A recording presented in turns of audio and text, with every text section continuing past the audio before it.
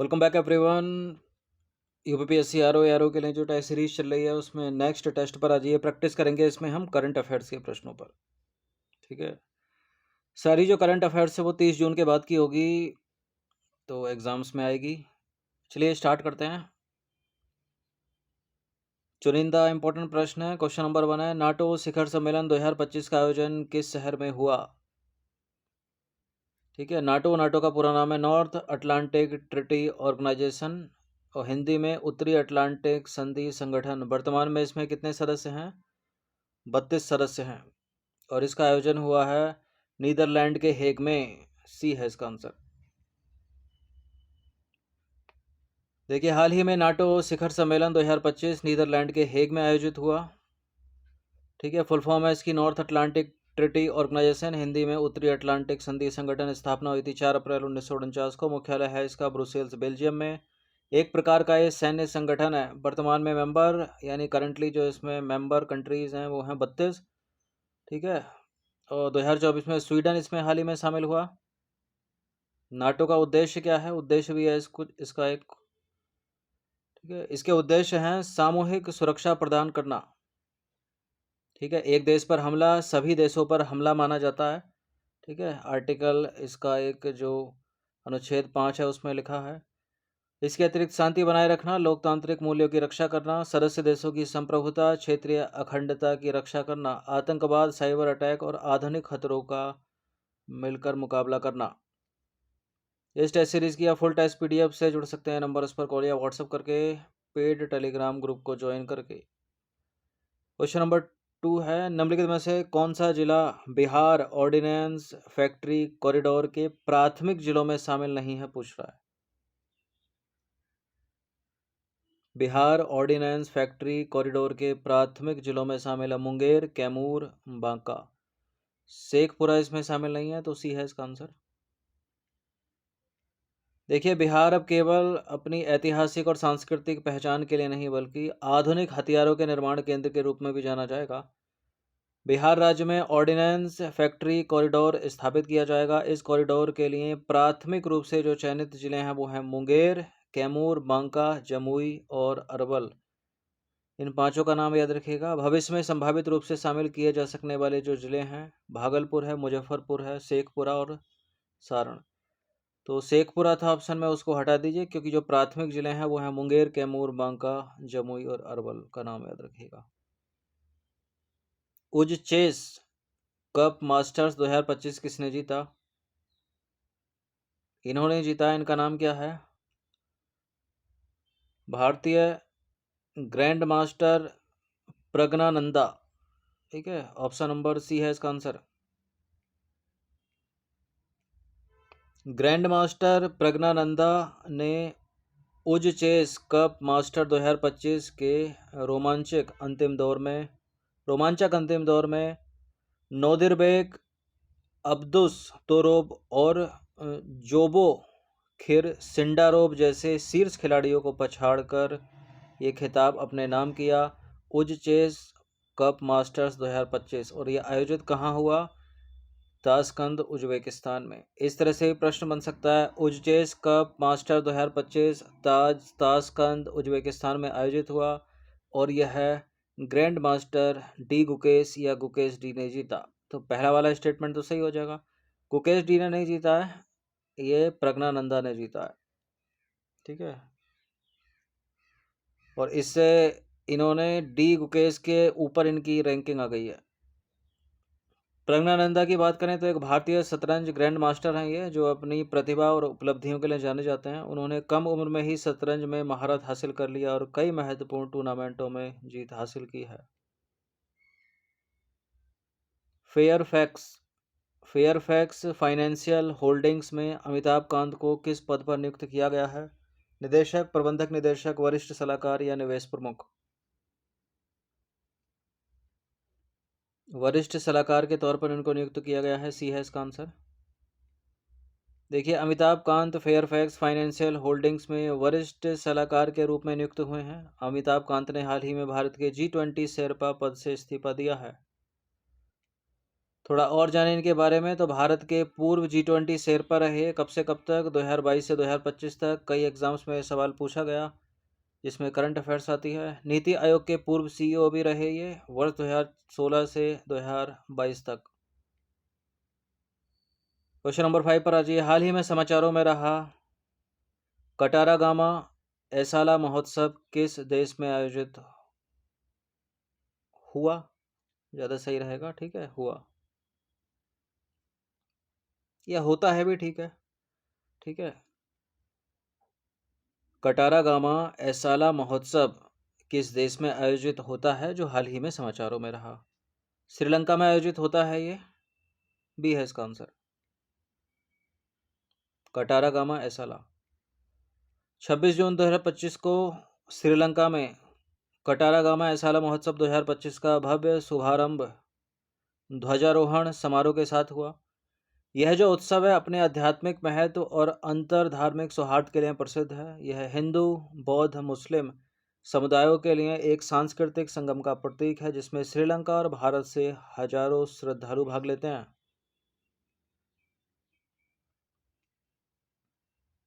आदि कर्मयोगी कार्यक्रम किस मंत्रालय के द्वारा शुरू किया गया है? आदि कर्मयोगी कार्यक्रम शुरू किया गया है जनजातीय कार्य मंत्रालय के द्वारा। ऑप्शन नंबर सी है इसका आंसर।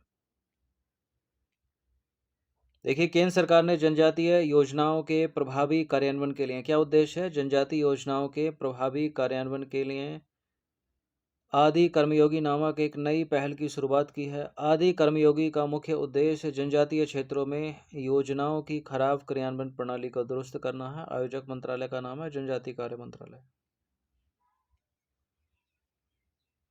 क्वेश्चन नंबर 7 पर आ जाइए। निम्नलिखित कथनों पर विचार करेंगे। दो कथन यहाँ पर, कौन सा इसमें सही होगा? किसी स्थल को यूनेस्को विश्व धरोहर सूची में शामिल करने के लिए उसे कम से कम 1 वर्ष पहले अस्थायी सूची में शामिल करना अनिवार्य है। और दूसरा स्टेटमेंट है, हाल ही में उत्तर प्रदेश के सलखन जीवाश्म पार्क को यूनेस्को की विश्व धरोहर स्थलों की स्थायी सूची में शामिल किया गया है। देखिए, पहला वाला करेक्ट है, दूसरा वाला इनकरेक्ट है, क्योंकि उत्तर प्रदेश के सलखन जीवाश्म पार्क को यूनेस्को की विश्व धरोहर स्थलों की अस्थायी सूची में शामिल किया गया, ना कि स्थायी सूची में। ठीक है, तो इसका आंसर हो जाएगा option number A. Uttar Pradesh के सलखन जीवाश्म पार्क को यूनेस्को की विश्व धरोहर स्थलों की अस्थायी सूची में शामिल किया गया है। सलखन जीवाश्म पार्क के बारे में जाने तो इसे आधिकारिक तौर पर सोनभद्र जीवाश्म पार्क के नाम से जाना जाता है, जो उत्तर प्रदेश के सोनभद्र जिले में स्थित एक भूवैज्ञानिक स्थल है। यह पार्क कैमूर वन्यजीव अभयारण्य के अंतर्गत सोनभद्र जिला मुख्यालय रॉबर्ट्सगंज से लगभग 15 किलोमीटर की दूरी पर सलखन गांव में स्थित है। अब आ जाइए अस्थायी सूची से रिलेटेड, यानी टेंटेटिव लिस्ट। यूनेस्को की अस्थायी सूची उन प्राकृतिक एवं सांस्कृतिक स्थलों की एक सूची है जिन्हें कोई देश यूनेस्को विश्व धरोहर सूची में नामांकन के लिए विचार करता है। यह जो सूची है वो यूनेस्को विश्व धरोहर संधि 1972 के तहत तैयार की जाती है, और यह उन स्थलों का एक प्रारंभिक चयन होता है जिन्हें देश भविष्य में विश्व धरोहर स्थल के रूप में नामांकित करना चाहता है। किसी स्थल को यूनेस्को विश्व धरोहर सूची में शामिल करने के लिए उसे कम से कम 1 वर्ष पहले अस्थायी सूची में शामिल करना अनिवार्य है। तो पहला स्टेटमेंट सही है, दूसरा वाला जो है वो गलत है। 1 साल तक रहेगा, फिर स्थायी सूची में जा सकता है। सलखन। क्वेश्चन नंबर 8 पर आ जाइए। Quantum 5G fixed wireless access, quantum 5G fixed wireless access Bharat की पहली सिम रहित व पूर्णतः स्वदेशी 5G ब्रॉडबैंड सेवा को कहाँ शुरू किया गया है? इसको शुरू किया गया हैदराबाद में, तेलंगाना के हैदराबाद में। 5G फिक्स्ड वायरलेस एक्सेस के बारे में जाने, क्या है ये?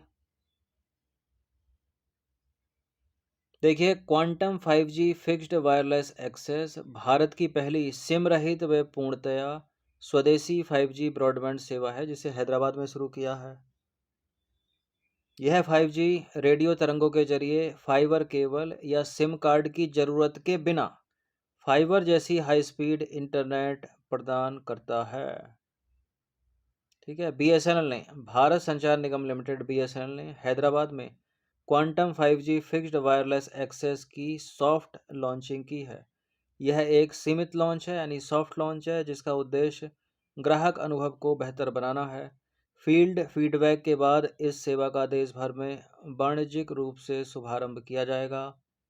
इसके साथ ही BSNL जो है वो स्वदेशी 5G एवं बिना सिमलेस के प्रमाणीकरण की पेशकश करने वाला पहला भारतीय ऑपरेटर बन गया है।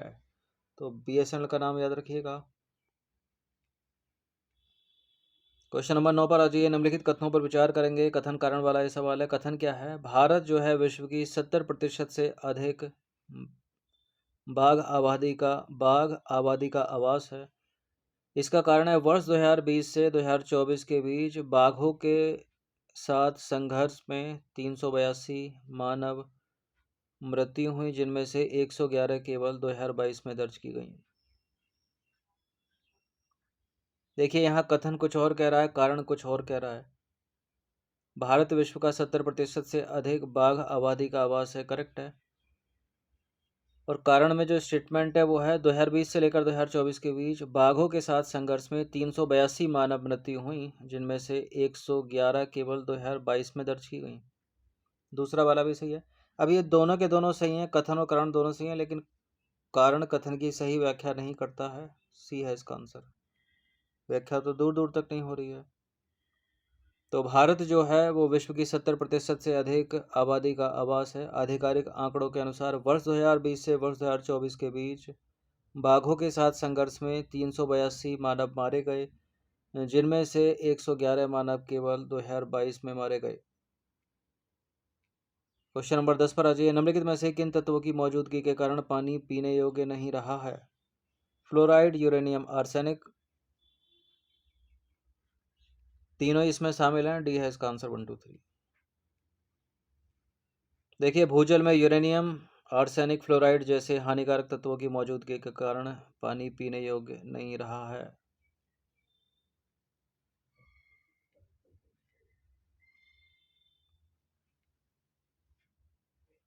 भारत जो है ना वो विश्व की सर्वाधिक जनसंख्या वाला और कृषि प्रधान अर्थव्यवस्था वाला देश है जो आज भूजल संकट का सामना कर रहा है।